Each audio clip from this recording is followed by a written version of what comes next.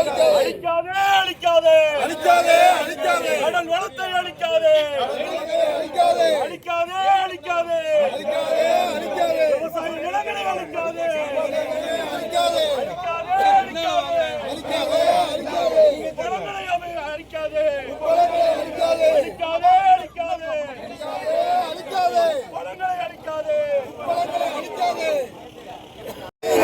அழிக்காதே அழிக்காதே அழிக்காதே அழிக்காதே அழிக்காதே அழிக்காதே அழிக்காதே வரலாற்று சின்னங்களை வரலாற்று சின்னங்களை அழிக்காதே அழிக்காதே அழிக்காதே அழிக்காதே அழிக்காதே அழிக்காதே அழிக்காதே பல தொழிலாளர்கள் வளர்ச்சி அழிக்காதே வளர்ச்சி அழிக்காதே அழிக்காதே அழிக்காதே அழிக்காதே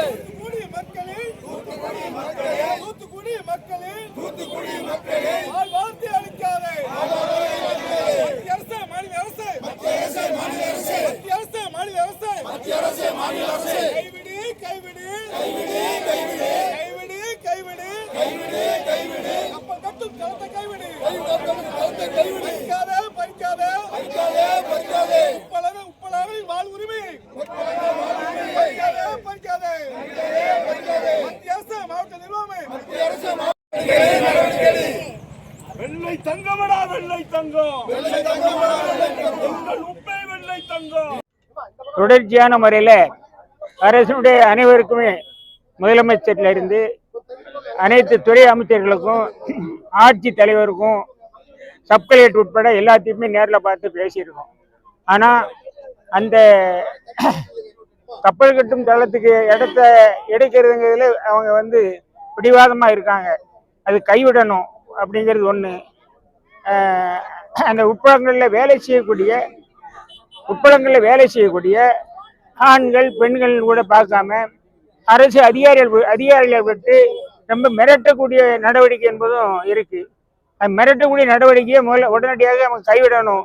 மிரட்டக்கூடிய அந்த விஓ உட்பட சில அதிகாரிகளை சம்பந்தப்பட்ட அதிகாரிகள் அவங்க மேல நடவடிக்கை எடுக்கணும் அப்படின்னு சொல்லி கேட்டுக்கிட்டோம். இந்த கப்பல் கட்டும் தளம் உப்பளத்தை அழிச்சு கப்பல் கட்டும் தளத்தை அவங்க அமைக்கிறதுங்கிறத முற்றாக கைவிடணும். அதை வலியுறுத்தி அந்த கோரிக்கை நிறைவேறது வரைக்கும் இந்த மக்கள் உறுதியான முறையில கட்டாயமாக போராடுவாங்கிறத நான் தெரிவிச்சேன். தொகுதி அமைச்சரை பாத்தீங்களா? என்ன சொல்றாரு? 6 தடவை பார்த்திருக்கோம். என்ன சொல்றாரு? முதலமைச்சர் கேட்கிற மாதிரி அவர் இல்லை. செயலாளர் சேகர் பேசுகிறேன். சுதந்திரை பண்பாடு சிறியளவு உப்பு உற்பத்தியாளர் சங்க செயலாளர் சேகர் பேசுகிறேன்.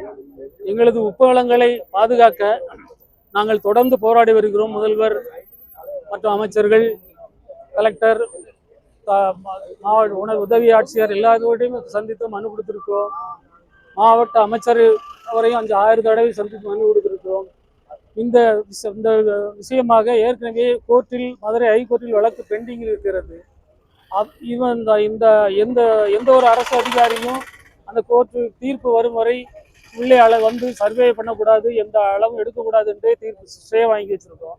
அதையும் மீறி இப்போது பொறுப்பு விஏவாக இருக்கும் திருமதி பிரேமலதா அம்மையார் அவர்கள் எங்கள் உப்பளங்களுக்கு புகுந்து எங்கள் உப்பளத்தில் வேலை செய்யும் தொழிலாளர்கள் எல்லாரும், நீங்கள் இவங்க எல்லாம் இடத்த காலி பண்ணி போங்க, உங்களுக்குலாம் அங்கே கிடையாது, நாங்கள் கொரியா கம்பெனிக்கு இடத்த கொடுத்துட்டோம், உங்களுக்கு உள்ள வேலை கிடையாது, இடத்த காலி பண்ணி போங்க அப்படின்னு சொல்லி ரொம்ப அத்துமீறி அநாகரிகமாகவும் பேசி அதை நாங்கள் தவறுதலாக பேசுனதாக போலீஸ் ஸ்டேஷனில் எங்கள் உற்பத்தி தொழிலாளர்கள் மேலே பொய் கம்ப்ளைண்ட் கொடுத்துருக்காங்க. அந்த பொய் கம்ப்ளைண்ட்டை வாபஸ் வாங்கணும். அரசு அது மேலே அந்த அம்மையார் மேலே நடவடிக்கை எடுத்து அந்த அம்மையாரை வேற எங்கேயாவது மாற்ற சொல்லுங்க. அந்த அம்மையார் இருந்தால் நிறைய பிரச்சனைகள் வரும், சட்ட ஒழுங்கு பிரச்சனையே ரொம்ப அதிகமாக வரும்.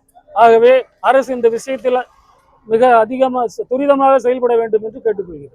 அமைச்சர் சிறுநாத் கப்பல் கட்ட தளத்தை நல்ல முடிவு எடுக்கப்படும் சொல்லியிருக்காங்க. ஆமாம்,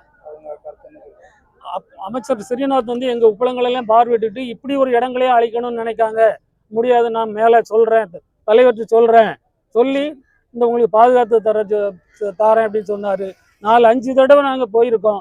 இப்போ சமீபத்தில் போன வாரம் கூட பார்த்தோம். உங்களுக்கு ஒரு நல்ல முடிவே வரும், கவலைப்படாமல் போயிட்டாங்க அப்படின்னு. நாங்கள் முதல்வர் சந்திக்கிறதுக்கு எங்களை கூட்டிகிட்டு போங்கன்னா, இல்லை நான் சொல்லிட்டு ஒரு 10 நாளில் கூப்பிட்டு போகிறேன் அப்படின்ட்டு இருக்கேன். முடிவு வரும். ஒரு பக்கம் அதிகாரிகள் தொடர்ந்து அதை அதற்கான பணிகளை செஞ்சுட்டே சரி, இருக்காங்க. ஆமா ஆமா. இது வந்து எப்படி பாத்தீங்க நீங்க? இல்ல இது வந்து நாங்க யாரை நம்புறதுன்னு எங்களுக்கு தெரியல. அமைச்சர் சொல்ற வார்த்தையை நம்புறதா இல்ல அதிகாரிகள் செய்யற இதுகளை நம்புறதான்னு எங்களுக்கு தெரியல. நாங்க ரொம்ப மன வேதனையில இருக்கோம். மக்கள் வந்து கொதிச்சு போயிருக்காங்க. மொத்தம் எத்தனை ஏக்கர் எடுக்கிறாங்க, எவ்வளவு பாதிக்கப்படுது? மொத்தம் இப்ப சப் கலெக்டர் சொல்றது சும்மா வெளியே சொல்றது 1600 ஏக்கர்னு தான் சொல்றாரு. ஆனா 3000 ஏக்கர் அது மொத்த இடங்கள், மொத்த ஏக்கர். அவர் சொல்லி முடிச்சுப்பாங்க.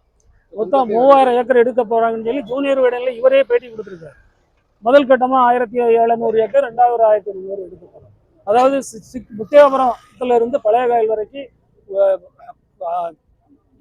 புறம்போக்கு இடம், கவர்மெண்ட் லீஸ் லேண்டும் பட்ட இடம் எல்லாத்தையுமே எடுக்க போறோம் அப்படிங்கிற மாதிரி தான் அவங்க எடுக்காங்க. சமீபத்தில் பழைய காயல் ஏரியாவிலையும் போய் சர்வே பண்ணி இந்த வேலைகளை அவங்க செஞ்சுக்கிட்டு இருக்காங்க.